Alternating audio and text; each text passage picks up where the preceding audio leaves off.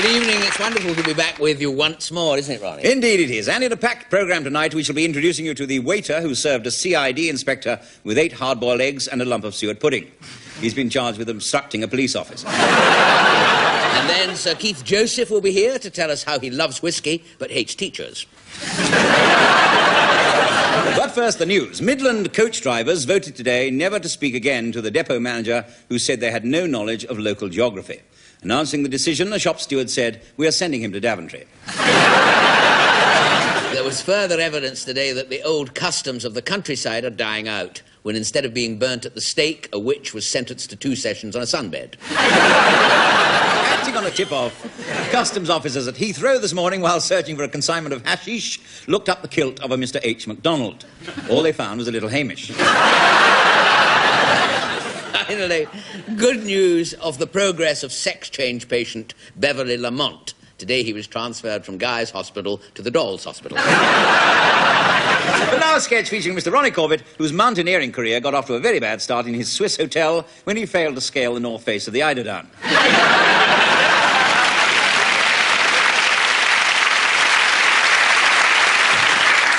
Come in, Giles. What is it? I come to see you, sir, about the cows. Cows? Cows? Cows, sir. You know, big things with a leg at each corner. And a funny kind of bag thing hanging under. I know the ones you mean, yes. We've got some of those, haven't we? You're the cow man, aren't you? That's right, sir, yes. Yeah. I wasn't told today, sir, but I'm leaving, sir. Oh, no, you can't leave, Giles. What's the matter? Well, it's just the cows, you see, they won't stop doing it, sir. Doing what? Well, I don't like to say, sir, they just... won't stop doing it, sir.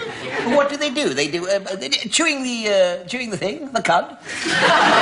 No, not that, sir, no. Not that, no. What else? I know what they do. They give milk. Are they giving milk again? Now, you're getting warm, sir. Oh, no, they're not doing that, are they? They're doing that, sir, yes. Oh, they're still doing that? They're still doing that. They do it all over the place, sir. They're doing it on my clean straw. Oh. They're doing it all over. They just don't seem to care. So Well, I don't understand it. I mean, we install facilities. We install flush toilets for them. I know, sir, but they won't use them, sir. Why ever not? Well, they're just refusing, sir. Well, I can't comprehend this at all. I mean, I wasn't informed of this, Giles, you know. Did you know about it? No, I didn't know anything about it at all, sir. Never said anything about the job centre, sir. Did they not? No. And it's never referred to on the Archers, you know. No, sir. That is why I'm going, sir. In short, no, but sir. You're not to go. You're not to go, Giles. After all, you and I are partners in this, aren't we? Well, I mean, we've been farming this land since... Oh, how long is it? Last Tuesday, sir. Yes. I mean, we can't possibly stop being cow farmers simply because the cows won't use the flush toilets, can we? Well, no, sir, I don't suppose so, but that's another man's job, because I just feel I can't cope anymore. No, well, you are leave, not. Sir. You are not to leave, Giles. You are not to leave. The cows can go. The cows, sir? Yes, I shall speak to them in the morning. I shall ask them to leave. Well, sir, how can you have a farm, sir, without cows? But I have an idea, you see, Giles. We don't have to have a cow farm. We can have a trout farm. A trout farm, sir? Yeah. They're fish. Oh, fish? Yeah. Oh, fish. Oh, well, that'd be all right, sir. They will look after themselves. They just swim about. You won't need my help, sir. Oh, but I will, Giles. Of course I will. You can't leave me now. Why not, sir? Well, who's going to milk them?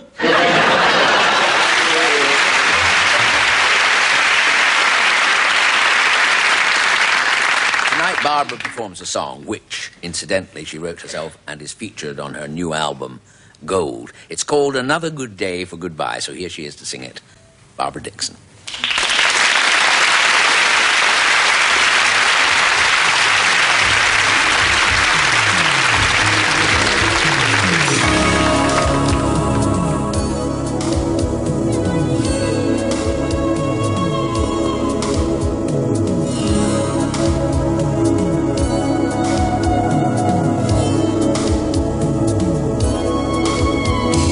Why do I still love you?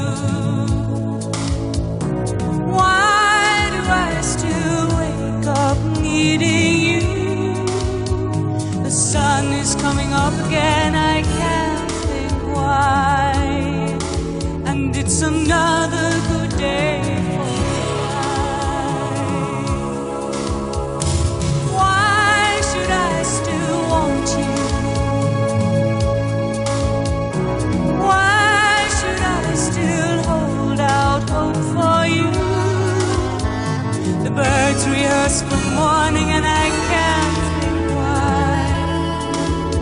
It's another good day for goodbye. Another good day for telling you why. It's another good day for goodbye. I saw the photograph, your arms around each other, laughing, darling.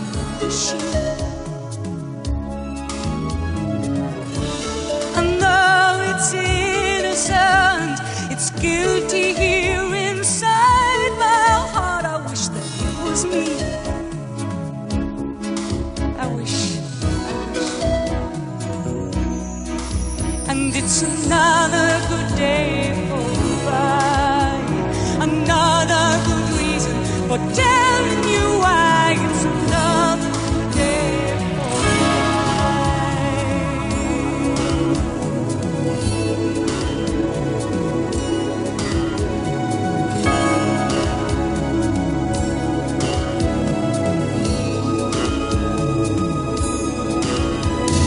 Why do I still miss you? Why do I still dream I'm kissing you? And God does variations on a perfect sky. And it's another good day for goodbye. Another good day for goodbye. Such a good day for goodbye.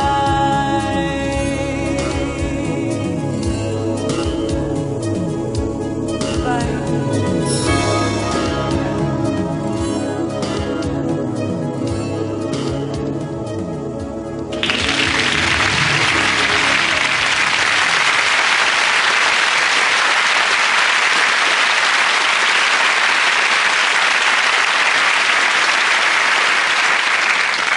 Good evening. Good evening. I represent an organization of people who say everything twice. I represent an organization of people who say everything twice. And I'm speaking to you tonight for twice the normal BBC fee. And I'm speaking to you tonight for £1.50. Now, saying everything twice guarantees that what you're saying is fully comprehended and not confusing. Saying what I just said twice guarantees full comprehension and less confusion than saying what I just said once instead of twice and simply leaving it at that. Now, you may be asking yourselves, why do we say things twice? Whereas I'm asking myself, why do we say things twice? Why do we say things twice? We say things twice because no one ever bothers to listen to us the first time. I said we say things twice because no one ever bothers to listen to us the first time. Are you Mutt and Jeff or something? Are you Mutt and Jeff or something? Although it's fun, it can have its snags. Although it's fun, it can have its chastity belts. Like parties, for instance. We never get invited to any. Like parties, for instance, Oliver Reed.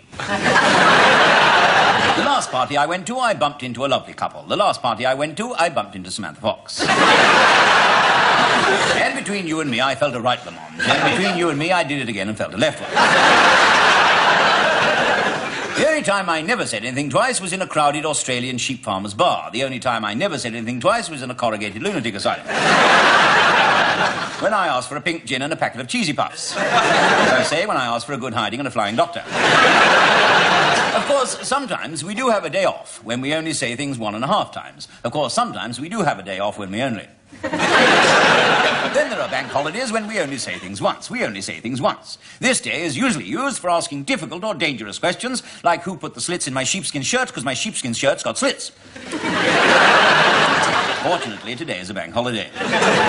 In summing up, then, saying everything twice can be lots of fun. Saying everything twice can be Joan Collins in a hammock. And if you wish me to enroll you in our organisation, simply ring our head office. As I say, if you wish me to put you in the club, simply ring me at this number. 001166883355779944. Good night, night, night, toodle pip, tittle poop.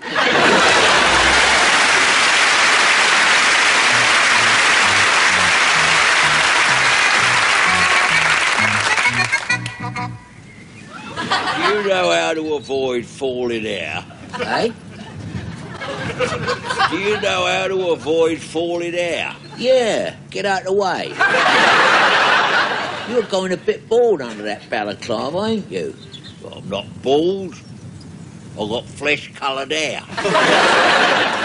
Go on, you can't fool me. I've got wavy hair. You used to have. Now it's waving goodbye. My advice is to stop worrying about it. I know a lot of people go grey worrying about going bald. The eyes are not what they was either. Why, what was their ears? You know what I mean. I can't see things close to unless they're a long way away. The paper said they can cure short-sighted now with a special herbal solution. Ah, that's just a lot of eyewash. I'm going to get a monocle. You'll sit on that and break it. No, I won't. That's not where you wear it. They've invented a new lens that can be hit with an hammer, dropped 100 feet, and jumped on without it breaking. Oh. Yeah, straight up. As a final test, they're going to let the post office have a go at it.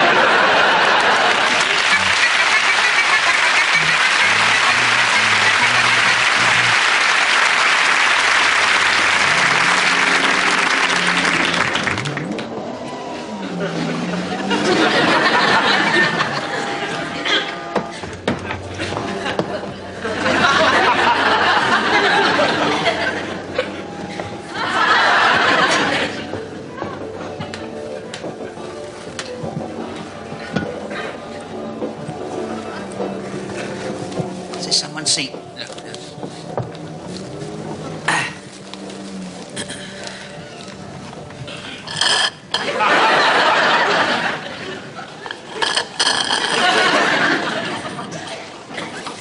Sorry.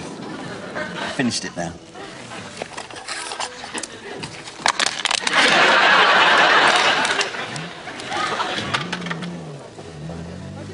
Sorry.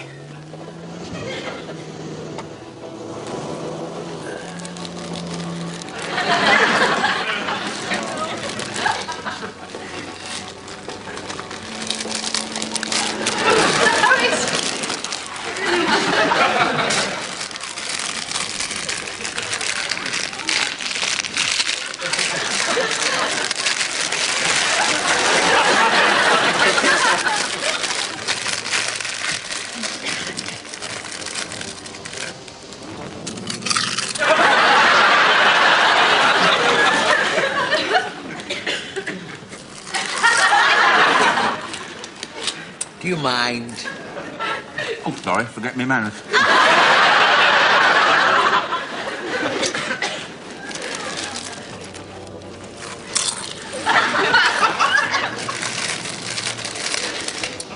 Look, do you have to eat crisps?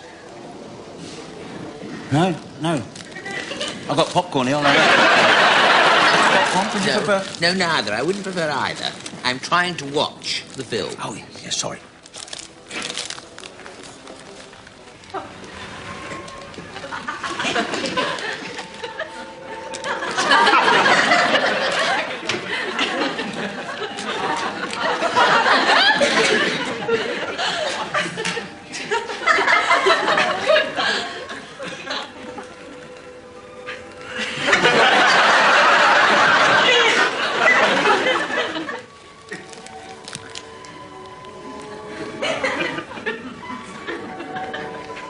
I've seen this. I've seen this film. So I've seen this film. I've seen this film. See that dark bird up there, the one that looks like Audrey Hepburn a bit? See that one? No, she's up there. It's no good looking at me. Look, up there. See her? Well, of course I see her, don't I? She gets murdered to death. About halfway through, she's strangled by her own pair of tightses. Did you have to tell me that? Hey? Did you have to tell me that? Oh, I'm sorry. I didn't realise you're one of these people who don't like to know what's going to come next, are you? Yes, I am. Oh, I'm sorry. Yeah, my apologies. Yes, anyway, it's not crucial to the plot, though. It doesn't affect the film, really. I mean, it won't spoil your enjoyment. I say it won't spoil your enjoyment. Won't spoil it for you. Right, good. It would have spoiled it for you if I told you the bloke she was with was stabbed having a bath. That camera's a bit... It won't now, will it? Hey? I say it won't come as a surprise now. You have told me. You've just told me. Oh, I'm sorry. Don't keep saying sorry in that empty way. I'm just trying to watch the film. Yes, here. OK, I'm sorry. Please. You will not You know... Yeah. I'm sorry. You will not know I'm here.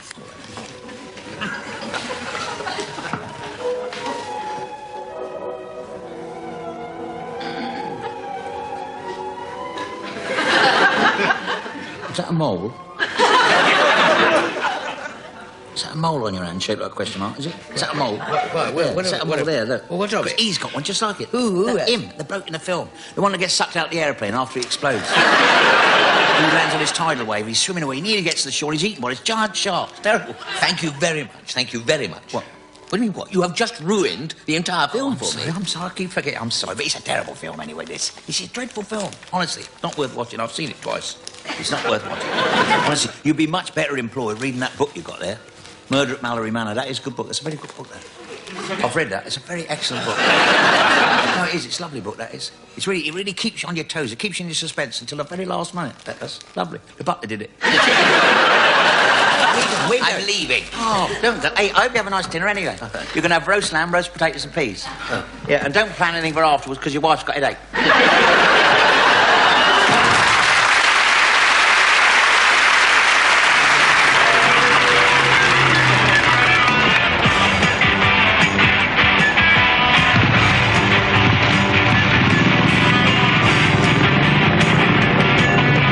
Keep the motor running.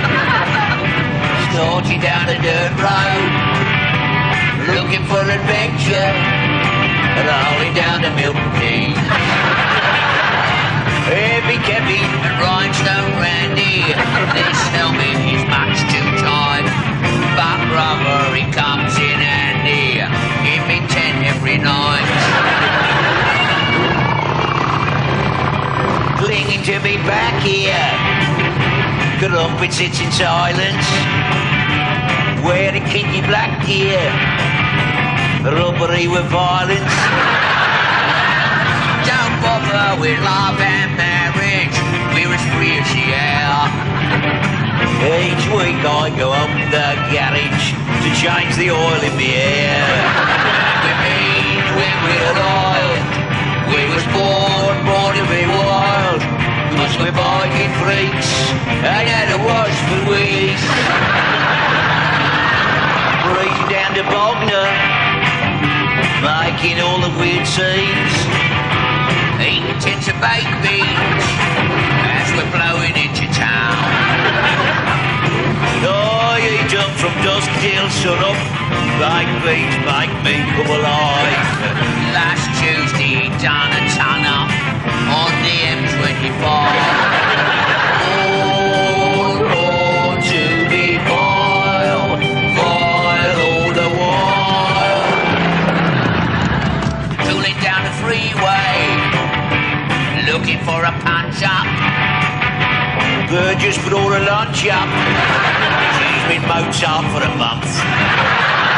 We're asked by the pigs with the power. One day I got nicked just because I was doing 45 mile an hour through the British home stores. Sunday night we'll all rock, doing wheelies round the block. It's a drag race. Cool, I'll bring me party frock. Heavy Kevin and Rhinestone Randy, we're the cream without doubt. And tomorrow we'll still be raving if our mums let us out. All to be wild.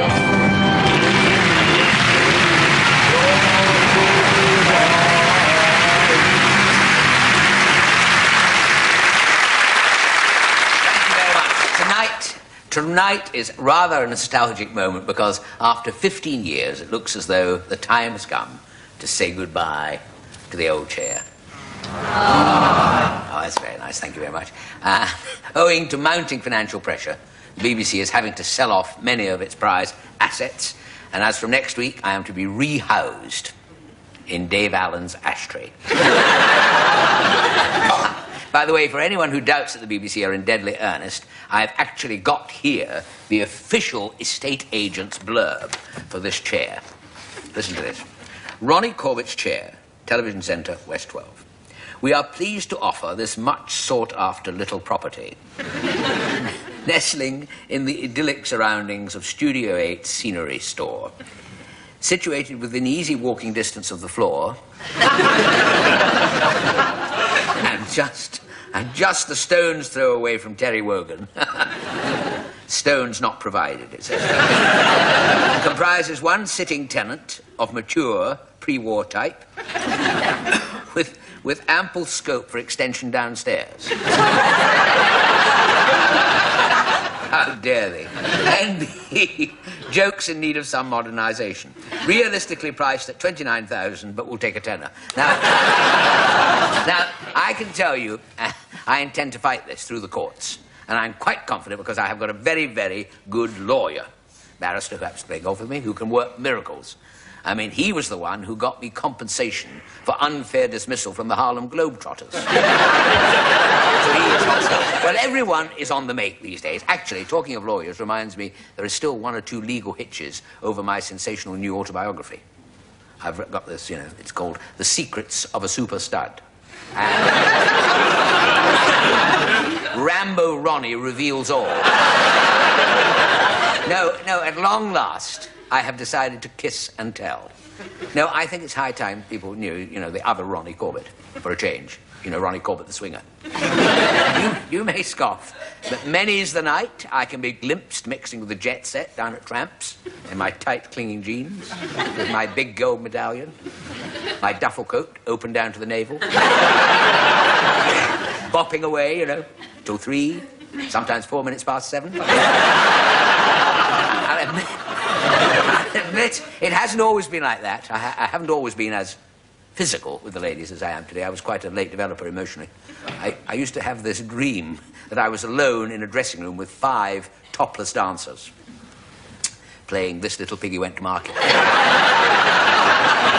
I suppose it all stems from being very small as a child. I mean, when I was born, my mother demanded a recount. Anyway, as I say, we are having some legal trouble over one controversial passage in my new book about the time I spent the night in Britt Ekland's bedroom and got arrested for loitering in a public place.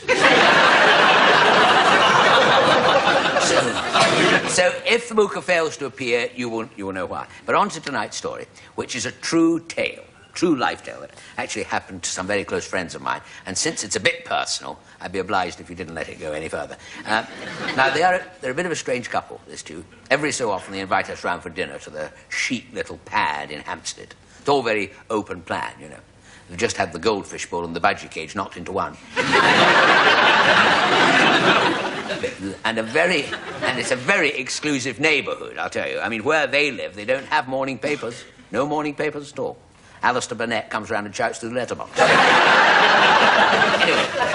Anyway, here we come to the interesting part of the story. And not before time, I can hear you say. No, the story, incidentally, this story was reminded to me the other day by Peter Alice at a little informal bonfire I threw after my golf lesson. It wasn't much of a bonfire. I don't know if you ever tried to burn a set of golf clubs. The woods go fairly well, but the irons tend to hang around for a while. Anyway, this, for 20 years, this is the story, 20 years, this husband has kept a big wooden trunk at the foot of the bed. And he has made his wife swear on a blinding oath on her grandmother's grave, which is not easy because she was buried at sea, that she will not, under any circumstances, try and open it. And being a loyal wife, she keeps her oath until one day it's the wedding anniversary. Now, she comes downstairs expecting to find something on the breakfast table, a card or some flowers or, you know, something. There's nothing, not a sausage. So she thinks, well, there is one sausage, yes. And a couple of fried eggs and some toast. But no presents. So after he's gone off to work, you see, she thinks, right, just for that, I'm going to open that damn trunk upstairs and see what is inside it, once and for all, which she does. And when she opens it, there inside she finds 4 golf balls and £800 tied up in an elastic band. What can that possibly mean, she wonders? Well, that night her husband comes home, full of remorse, loaded with flowers, boxes of chocolates, a bucket of Chanel No. 5. And he says, how can you ever forgive me? Happy anniversary, my petal, he says. At which his wife is deeply moved. I am deeply moved, she said. There you are, I told you she was deeply moved. She said, I have a confession to make. He said, you know that crowbar I used to get the skin off the rice pudding? Well, she said, while you were out, I used it to open that trunk upstairs, and I now know what is inside. 4 golf balls and £800. Oh, my God, says her husband. Oh, well, he says, there's nothing for it now. I will come clean. You see, throughout our marriage, every time I have been, as it were, unfaithful to you, I've opened that trunk and I've put a golf ball inside. Now you know. Oh, dear, she says. Oh, I see. Still, I suppose, she said, 4 golf balls in 25 years. Not so bad. But tell me, what about the £800? He said, well, every time I got a dozen together, I sold them.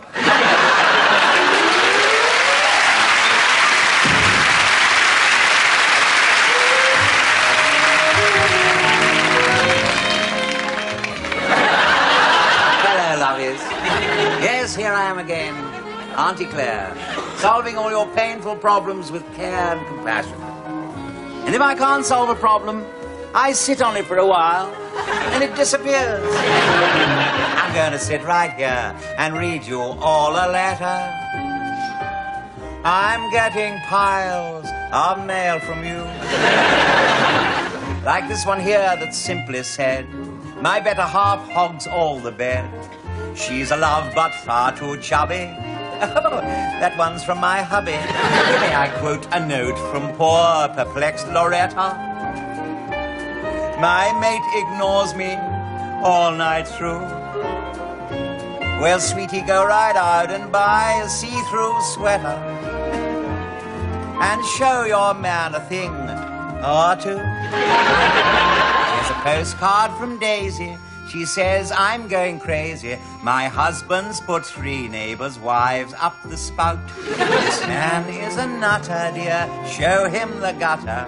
While you make the butter, he spreads it about. Oh, do help me, Claire, Chuck. I love Lionel Blair, Chuck. Writes anxious and puzzled from West Birkenhead. Love, stop it with Lionel. He's married, that's final. You'll never find his tap shoes under your bed. Here's a card from Mary Hughes. I've got a thing about tattoos. I've got them everywhere. My boyfriend's going spare. My views of Spain drive him insane. There's a plan of Milan on my you-know-where. He loves to stray along the road to Mandalay. Each night to go too far he'll try. So, Claire, what shall I do? Tell him if he marries you, he'll get the rest of the world by and by. Oh, Mrs. Rayner, what can I do? My husband Jack has lost the knack, says Mrs. Fruit from Crewe. Try some indoor sports, love, I told Mrs. Fruit. Now every night she winds up playing Trivial Pursuit.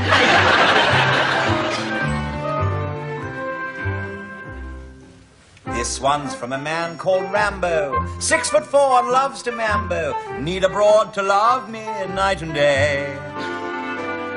Someone I can call my baby. Am I much too macho, maybe? Lovey-dove, who cares? I'm on my way. So don't forget to write Big Claire a nice long letter. If you're simply pimply, pregnant, sad or gay. I have to tell you, loves, my problems don't get better. To advise you how I toil, but my plans all seem to spoil. So I write to Katie Boyle all day. Bye-bye, darling.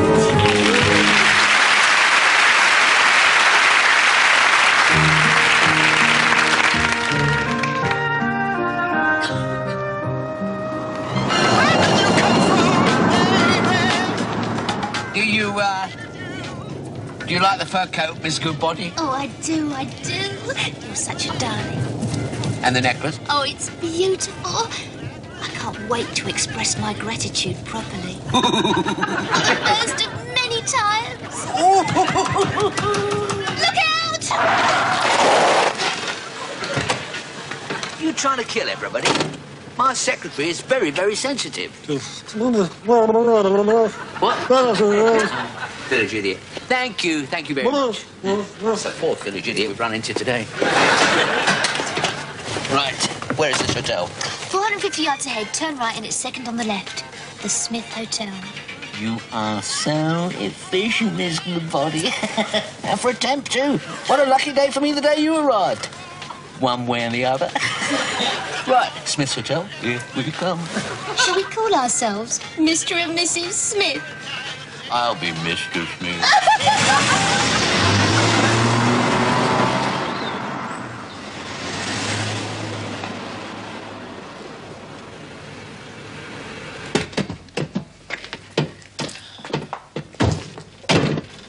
Very nice. Very discreet. How about being carried over the threshold? Well, I think I'm going to be a little too heavy for you. Mr. Dobbs, you are a one.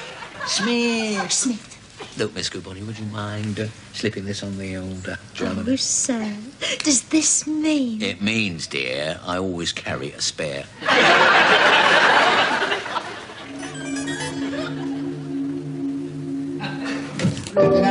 Oh, very nice indeed, eh? Very suitable. What for? Precisely, for a bit of what for?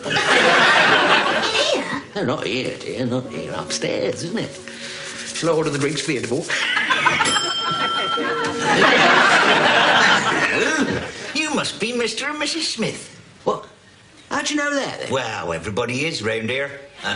We were wondering, my wife and I... Oh, yeah? Where's she then? This is my wife here. And we were wondering if you had a room. Room? Double bed? That is it, double bed. And another little bed in case your wife turns up. Well, this is my wife here, you see. In fact, we're celebrating our anniversary, aren't we, dear? What of? We... of our last anniversary. Well, congratulations. Well, if you care to sign in, Mr. Smith. Smith? Oh, sorry, that's me, isn't it? And this is Mrs. Dobbs. Smith. Double-barreled, eh? Yes, she is, isn't she? I'm married, you know. I mean, she has got a ring. Have they shown the gentleman a ring? Of course she's got a ring, yes. Very nice indeed, madam, yeah. That reminds me, I must hang them curtains up in the snug. Oh, by the way, my name's Smith as well, you know. Sylvanus Q. Smith, at your service. Oh, well, suppose we better be turning in. Yes, very wise, yes. It is nearly 5 o'clock. I'm putting you in the Smith suite, sir. Now, this hasn't been slept in since Mr. and Mrs. Smith. I would go and get your luggage for you from the car, only you haven't got any. Now, well, this all came up a bit suddenly. Oh, really? You didn't know you were going to have an anniversary? Well, not such a nice one.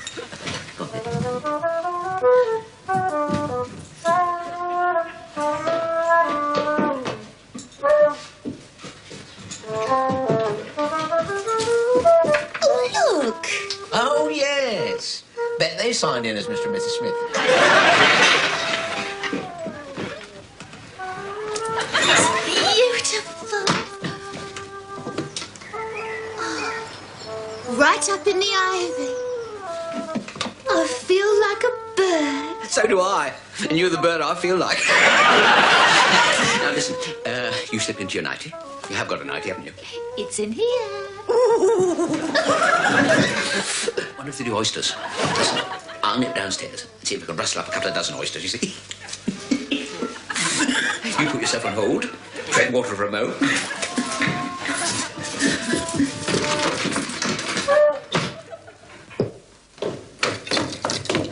Have you got any oysters? Better than that, sir. The Smith Special. There we are. When it comes to putting lead in pencils, that makes a 4B into a 3/8. Cheers. Oh, ain't hard strong, isn't it? Still very quiet here, isn't it? You're the first person I've seen here. There's nobody in the street at all. Oh, well, all the regulars will be in later on. Yeah. Jim Smith, the Smith family, the 3 boys, you know, the Smith triplets, Larry, Barry and Harry. And then the oldest inhabitant, old Smithy. Not a Smiths. Well, not really. Be quiet, Smith. Who's this, Sam? That is the first man, Adam Smith. And this here? Oh, that is Eve Smith offering him a Granny Smith. Oh, and the picture hanging up in the loo is the relief of Lady Smith. Have a crisp. Didn't have to ask you what kind of crisps those are. The cheese and onion. Coming over. Oh, giddy. Oh, gone all right, eh?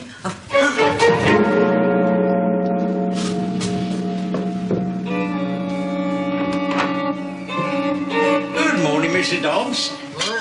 Did you sleep well? Where? Oh, look, lovely day. Where am I? Where is she? The chambermaid, sir, day off, sir. No, not chambermaid. Chambermaid, Miss Goodbody, my temporary second wife. My second wife. It's all going to be, you know. We were going to, you know. We were going to. Why haven't we? Why? Well, this isn't the Smith suite. Smith suite, sir? We haven't got a Smith suite. Well, this is not my room. This is a room you booked, sir. One single room, sir. Single room? What use is a single room to me? What are you going to do in a single room, eh? Well, where is she? Where did she go? You know, just...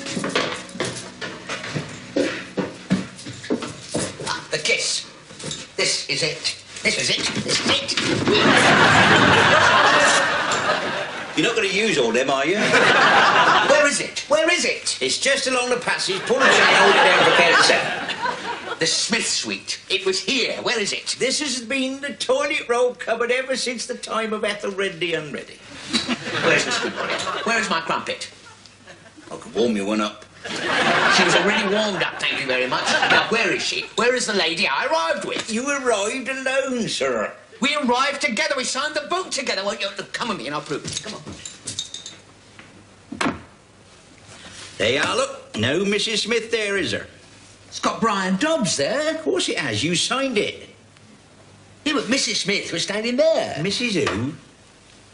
All right, then, my secretary, Miss Goodbody, was standing there. Any distinctive features? Well, she was wearing paper knickers. And you were hoping to catch up on your paperwork, were you? I'm going to see the police about this. There's obviously something at the bottom of this. Yeah. Paper knickers, I dare say.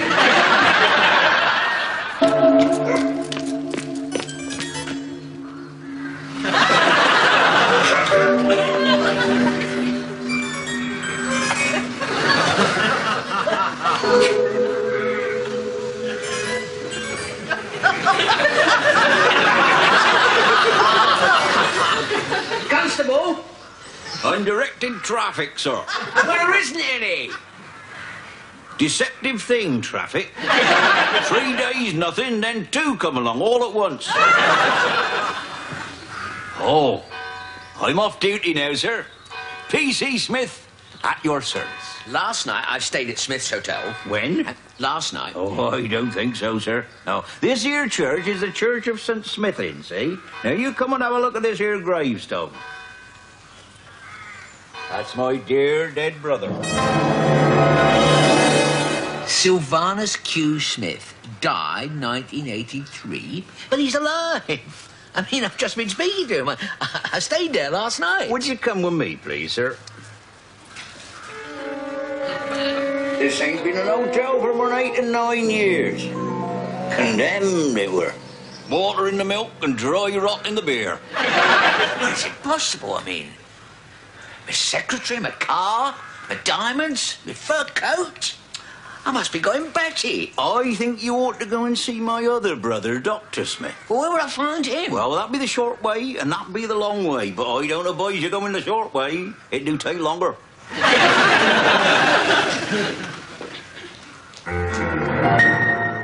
That's Smith's disease, all right. You've got a bad case of it. Well, is there a cure? Yes, but it has a side effect. What's that? It doesn't work.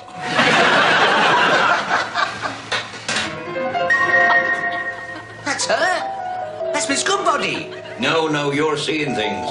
Very lovely things, but you're just seeing them. It's me, darling, you know.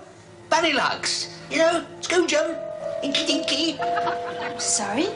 I never saw you before in my whole life. Smith's disease. I'm going to start raving bonkers. There you are, a second opinion, that confirms it. What you need is plenty of fresh air and cold showers. Take all your clothes off and walk home in the rain. I'm mad. I'm going mad. Mad. Well done, Nurse Smith.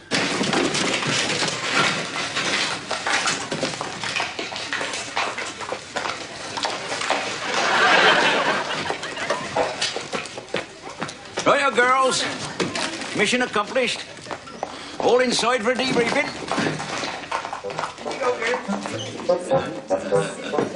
Well, I think we all deserve a drink, don't we, eh? Here we are, 1 fur coat, 1 diamond necklace, and, of course, 1 Jaguar.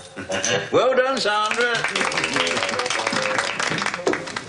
Aha! The late Mr. Smith. I know what you do. You run a temp agency, don't you? Every girl you send out has to ensnare a boss, eh? Then he buys her expensive gifts and all that. Then she lures him back here. Then she disappears, doesn't she? Eh? And you drive him mad then, don't you? Thank you. Right, you make your match now, Smith. I'm going to the police. Not P.C. Smith. Alias Dr. Smith, alias you. Nice work, Dobbs. There's just one thing. You tell the police, and we'll tell Mrs. Dobbs. Get on the phone, Sandra. No, please.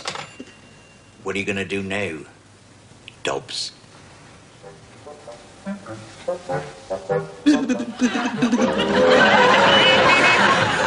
Customers, action stations, girls.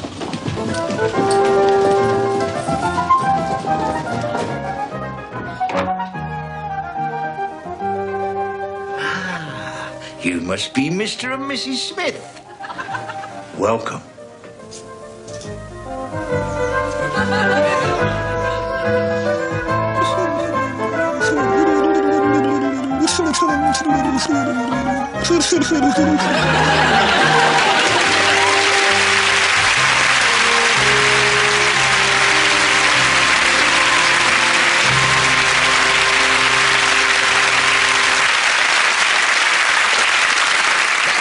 That seems to be just about all we have time for, but before we go, a few late items of news. Yes, at a ceremony at the town hall today, Mr. Alfred Smelly, lifelong collector of bad eggs and old cabbage leaves, was named as the person who'd done most in the past year to make Orpington a cleaner and better place to live in. He's moved to Surbiton. The owner of a Sinclair C5 was involved in a nasty accident today on the B101 when he was run over by a fast-moving hedgehog. Sports news, and in tonight's catchweight contest between Big Bill Watkins, the Brixton Bruiser, and Tiny Tim Thompson, the Tottenham Terrier, Tiny Tim was disqualified for using his head. He didn't turn up.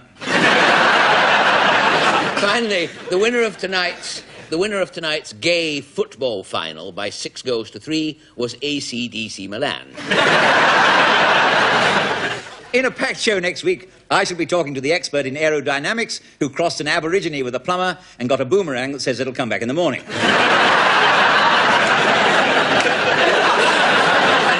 And I'll be talking to the extremely shy rhubarb grower who used to hate meeting people, but now he hides under an old bucket and forces himself. It's good night from me. And it's good night from him. Good night.